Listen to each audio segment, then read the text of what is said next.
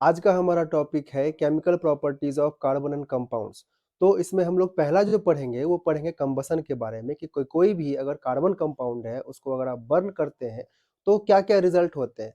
तो नॉर्मल सी बात है, पहले ये समझ लीजिए कि अगर कार्बन को बर्न किया जाए या इट मीन्स है कि कार्बन प्लस ऑक्सीजन अगर हम लोग कार्बन और ऑक्सीजन का रिएक्शन करवाते हैं तो हम लोगों को मिलता है carbon dioxide, heat and light.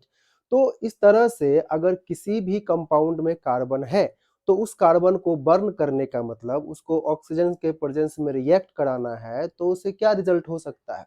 तो यहाँ पे समझ लेते हैं हम लोग।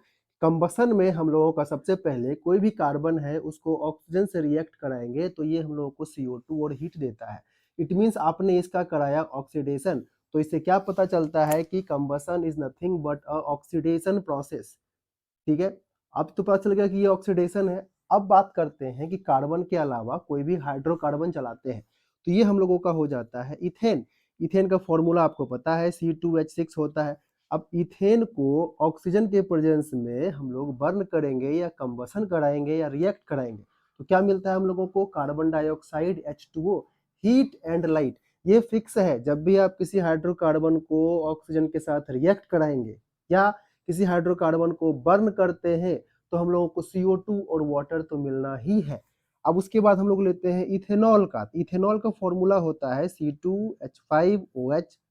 तो इस केस में भी वही है, आप यहाँ पर भी हाइड्रोकार्बन है, इसको आप ऑक्सीजन से रिएक्ट कराइए या फिर इसको आप जलाइए या कंबसन कराइए तो हम लोगों को क्या मिलेगा, CO2 और H2O, फिर साथ में मिलता है हीट एंड लाइट। सिमिलर है। उसके बाद अब बात आती है फ्लेम की, कि जब किसी चीज को जलाया जाता है तो फ्लेम कितने टाइप का होता है। तो दो टाइप का फ्लेम आता है, एक आता है ब्लू कलर का, एक आता है येलो कलर का।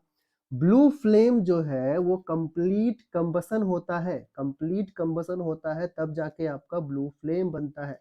इसका मतलब कार्बन का हर एक पार्टिकल जल चुका है या कहीं ना कहीं रिएक्ट कर चुका है। इसे हम लोग क्लीन फ्लेम भी कहते हैं। ये आपको कहाँ देखने को मिलेगा, तो ये आपके घर में जो LPG गैस है वो जब जलाते हैं तो उससे आपको ब्लू फ्लेम मिलता है। इट मीन्स वहां पे आपका पूरा का पूरा क्लीन फ्लेम मिल रहा है, तो हम लोग कहेंगे कि यहाँ कंप्लीट कंबसन होता है। क्या होता है, कंप्लीट कंबसन। अब बात करेंगे येलो फ्लेम की।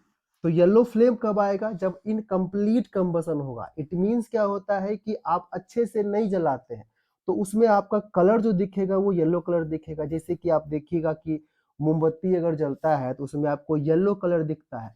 इट मींस क्या है कि वो इनकम्प्लीट कंबसन हुआ। इनकम्प्लीट कंबसन के कारण कुछ कार्बन पार्टिकल्स नहीं जल पाते हैं और वही कार्बन पार्टिकल्स जब फ्लेम के प्रेजेंस में आते हैं तो वो येलो कलर प्रोड्यूस करते हैं। इसे हम लोग सूटी फ्लेम भी कहते हैं, मतलब इसमें धुआं भी निकलता है। अब बात आती है कि ब्लू फ्लेम और येलो फ्लेम किस किस चीज को जलाने से पैदा होगा। तो हम लोग लेते हैं सेचुरेटेड हाइड्रोकार्बन। इट मींस इसमें सारा का सारा सिंगल बॉन्ड रहता है। अगर सिंगल बॉन्ड वाले कंपाउंड को जलाइएगा तो आपका दो पॉसिबिलिटी होगा। ध्यान से, सेचुरेटेड के लिए आप दोनों ही फ्लेम ला सकते हैं। अगर सफिशियंट ऑक्सीजन दिया गया, अच्छा खासा अमाउंट में ऑक्सीजन सप्लाई कर दिए तो उस समय आपको मिल जाएगा ब्लू फ्लेम। लेकिन वही सेचुरेटेड हाइड्रोकार्बन को अगर आप लिमिटेड ऑक्सीजन देते हैं, यानी कि बहुत कम ऑक्सीजन दे रहे हैं, तो उस समय आपका बनेगा येलो फ्लेम। तो हम लोग इसको दूसरे शब्द में क्या कह सकते हैं कि सेचुरेटेड हाइड्रोकार्बन का आपने कराया कंप्लीट कंबसन तो मिलेगा ब्लू फ्लेम। सैचुरेटेड हाइड्रोकार्बन का आपने कराया इनकम्प्लीट कंबसन तो आपको मिलता है येलो फ्लेम। लेकिन अनसैचुरेटेड हाइड्रोकार्बन जो है वो आपका हमेशा येलो फ्लेम ही देगा, चाहे आप सफिशिएंट दीजिए चाहे नहीं दीजिए। तो ये अनसैचुरेटेड हाइड्रोकार्बन आपका येलो फ्लेम देता है। अगला केमिकल प्रॉपर्टी है और वो है ऑक्सीडेशन। तो ऑक्सीडेशन जनरली होता क्या है, तो ऑक्सीडेशन समझिए कि किसी भी एलिमेंट में या किसी भी कंपाउंड या कोई भी सब्सटेंस में अगर आप रिएक्शन करवा के ऑक्सीजन जोड़ पाते हैं तो आप कहेंगे कि वो ऑक्सीडेशन हो रहा है। इट मींस किसी भी सब्सटेंस में ऑक्सीजन का एडिशन या फिर हाइड्रोजन का रिमूवल। क्या समझा हमने, कि अगर ऑक्सीजन को ऐड कर दे या हाइड्रोजन को रिमूव कर दे तो वो होता है ऑक्सीडेशन। तो यहाँ पे जो है हम लोग किसका ऑक्सीडेशन करवा रहे हैं, तो वो करवा रहे हैं कार्बन कंपाउंड्स का। तो कार्बन कंपाउंड्स में ये कंपाउंड है हम लोगों का, इसका नाम है इथेनॉल। इथेनॉल को मिक्स करते हैं हम लोग अल्कलाइन KMnO4 पे, KMnO4 से, और साथ में थोड़ा सा देते हैं हीट, जिस वजह से हमें मिलता है CH3COOH। इसका नाम क्या है वो आप जानते हैं, इथेनोइक एसिड। और वहीं अगर मैं इथेनॉल को एसिडिफाइड K2Cr2O7 दोनों को साथ में मिला के फिर से गर्म करेंगे तो वही कंपाउंड हमें मिलता है। इट मीन्स आपने ये जो ग्रुप है अल्कोहल को KMnO4 प्लस बेस या K2Cr2O7 एसिड, इसके साथ अगर आप गर्म करते हैं इन दोनों को तो आपको क्या मिलता है, कार्बोक्सिलिक एसिड। तो ऐसा है क्या एक्चुअली KMnO4 में और K2Cr2O7 में? तो KMnO4 में या K2Cr2O7 को, इन दोनों को कहा जाता है ऑक्सीडाइजिंग एजेंट। ऑक्सीडाइजिंग एजेंट का मतलब ये है कि ये दूसरे को ऑक्सीडाइज करते हैं। इट मीन्स इसने क्या किया, ऑक्सीजन रिलीज किया और ये ऑक्सीजन इसमें आके जुड़ा तो हम लोगों को मिल जाता है इथेनोइक एसिड। यहाँ आप देख सकते हैं, यहाँ एक ऑक्सीजन है और यहाँ दो ऑक्सीजन है। ओके, तो ऑटोमेटिक है, ऑक्सीजन का हुआ एडिशन। दूसरा चीज देखिए, यहाँ पे 5 और एक 6 हाइड्रोजन है और यहाँ 3 और एक 4 हाइड्रोजन है। इट मीन्स हाइड्रोजन निकाला गया और ऑक्सीजन जोड़ा गया, तो इसका होता है ऑक्सीडेशन। नेक्स्ट केमिकल प्रॉपर्टी जो है वो है एडिशन रिएक्शन। अब एडिशन का सिंपल सा मीनिंग हम लोग को पता चलता है कि किसी भी चीज को दूसरे चीज में ऐड कर देना, सिंपल सी बात है एडिशन। इसके पहले भी आपने रिएक्शन में देखा होगा कि कार्बन में अगर ऑक्सीजन ऐड करते हैं तो हम लोगों को मिलता है कार्बन डाइऑक्साइड। तो अल्टीमेटली ये कह सकते हैं कि वो भी एक एडिशन रिएक्शन है। लेकिन अभी का जो टॉपिक है वो है हाइड्रोजिनेशन। मीन्स कार्बन कंपाउंड के चैप्टर में अगर एडिशन रिएक्शन की बात की जाए तो उसमें आप पढ़िएगा हाइड्रोजिनेशन। जहां पर ये आपको वर्ड दिख जाए हाइड्रोजिनेशन, इसका मतलब ये है कि आपको क्या ऐड करना है, हाइड्रोजन। तो हाइड्रोजिनेशन का मतलब होता है ऐड हाइड्रोजन। ठीक है, तो हाइड्रोजन ऐड करेंगे उसी प्रोसेस को बोलेंगे हाइड्रोजिनेशन। तो हाइड्रोजन ऐड किस में होगा, जिसके पास जगह खाली होता है। तो अनसैचुरेटेड हाइड्रोकार्बन में जगह होता है खाली, मतलब आप एक्स्ट्रा हाइड्रोजन ऐड कर सकते हैं, क्योंकि अनसैचुरेटेड में होता है डबल बॉन्ड या ट्रिपल बॉन्ड। तो आप डबल बॉन्ड में से एक बॉन्ड को तोड़िएगा तो दो बॉन्ड खाली हो जाएगा, तो वहां आप हाइड्रोजन ऐड कर देंगे। वैसे ही ट्रिपल बॉन्ड में भी होता है। तो इस तरह से अनसैचुरेटेड हाइड्रोकार्बन में आप हाइड्रोजन जोड़िएगा तो आपको मिल जाता है सैचुरेटेड हाइड्रोकार्बन। लेकिन इस प्रक्रिया को करने के लिए आपको चाहिए कैटलिस्ट। कौन सा कैटलिस्ट, तो वो है पैलेडियम या निकेल। ये दोनों मेटल्स को आपको यूज करना है, दोनों में से किसी एक मेटल को आपको यूज करना है एज ए कैटलिस्ट, ताकि आपका हाइड्रोजिनेशन प्रोसेस और अच्छे से हो सके। ठीक है, तो इसी का यूज करके हम लोग ये एग्जांपल देखते हैं। ये कार्बन, डबल बॉन्ड कार्बन, इसे कहते हैं इथीन। ठीक है, अब इथीन का समझते हैं कि यहाँ है hydrogen hydrogen hydrogen and hydrogen. अब हमने कराना है इसे हाइड्रोजिनेशन।